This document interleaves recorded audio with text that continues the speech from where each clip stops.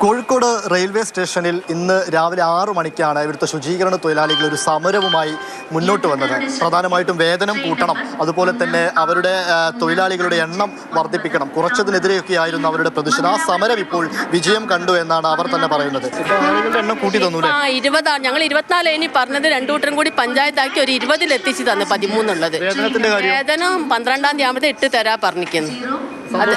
സന്തോഷം. നിങ്ങളോടൊക്കെയാണ് ഞങ്ങൾക്ക് 100% ചാനലുകാരോടെ നന്ദി പറയാനുള്ളത്. കാരണം പാവപ്പെട്ടവർക്ക് ഒരു തണൽ നിങ്ങൾ മാത്രമേ ഉള്ളൂ ഇന്നത്തെ കാലത്ത്.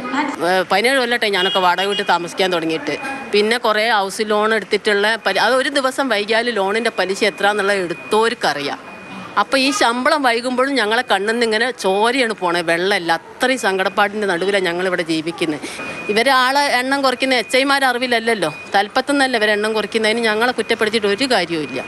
നൈറ്റിന് ഒരാൾ ഏതൊക്കെ 3-4 പ്ലാറ്റ്ഫോമിൽ പോകണം, അവിടെ ഇത് വൃത്തിയാക്കാൻ പോകണം, പാർസൽ ഓഫീസിനുള്ളിൽ ഒരാളെ കൊണ്ടാവുമോ? അതുമല്ല, ഒരു സ്ത്രീയാണ്. രാത്രി എന്താ സംഭവിച്ചാൽ എന്ത് ചെയ്യും? ട്രാക്കിൽ ഇറങ്ങുന്നത് ഒരാളെ ഇറക്കരുതെന്ന് അതും പറഞ്ഞിരിക്കുന്നു. ട്രാക്കിൽ ഇറങ്ങുകയാണെങ്കിൽ എന്തായാലും 2 ആൾ വേണം. കാരണം ട്രാക്കാണ് സംഭവം. പെട്ടെന്ന് എന്തെങ്കിലും പറ്റിക്കഴിഞ്ഞുമ്പോൾ അങ്ങോട്ടും ഇങ്ങോട്ടും എന്നും കൊടുത്തിട്ടും കാര്യമില്ല. ഒരു ജീവൻ പോയി കഴിഞ്ഞിരിക്കുകയാണെങ്കിൽ അതൊക്കെ ഞങ്ങൾ എച്ച്.ഐമാരാക്കുമ്പോഴൊക്കെ ശരിയാക്കാമെന്ന് പറഞ്ഞിരിക്കുന്നു. ഇത് മെയിനായിട്ട് ശരിയാക്കി തന്നു. 20 ആളാക്കി തന്ന് പിന്നെ ഇത് റെഡിയാക്കി തന്നു. ഞങ്ങൾക്ക് 12-ാം തീയതി ആകുമ്പോഴത്തെ സാലറി ഇടാനുള്ള ഇനിയിപ്പോൾ DRM വരുന്നുണ്ട്, അപ്പം ഒന്നുകൂടി സംസാരിക്കാമെന്ന് അതും പറഞ്ഞിരിക്കുന്നു.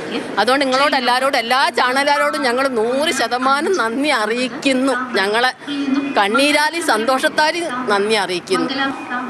അവരുടെ ജോലിക്കിടയിലെ പ്രതിസന്ധിയൊക്കെ നമുക്കറിയാം. അത്രയും പാടുപെട്ടാണ് ഓരോ ദിവസവും അവർ ജോലി എടുക്കുന്നത്. എന്തായാലും ഇന്ന് രാവിലെ ഇവർ ഈ ആവശ്യവുമായി സമരം ആരംഭിച്ചപ്പോൾ തന്നെ മാതൃഭൂമി അവരുടെ പ്രശ്നത്തിൽ ഇടപെട്ടിരുന്നു, അത് വാർത്തയാക്കിയിരുന്നു. ആ വാർത്തയ്ക്ക് പിന്നാലെ ഇപ്പോൾ ഒരു നടപടി ഉണ്ടായിരിക്കുന്നു. അവർക്ക് സന്തോഷകരമായൊരു മറുപടി കരാർ കമ്പനിയിൽ നിന്ന് ഉണ്ടായിരിക്കുന്നു എന്നുള്ളതാണ് ഏറ്റവും പ്രധാനപ്പെട്ട കാര്യം. അവരുടെ ആവശ്യങ്ങൾ അംഗീകരിച്ചിരിക്കുന്നു. അരുൺ കിഷോറിനൊപ്പം ഇംതിയാസ് കരീം, മാതൃഭൂമി ന്യൂസ്, കോഴിക്കോട്.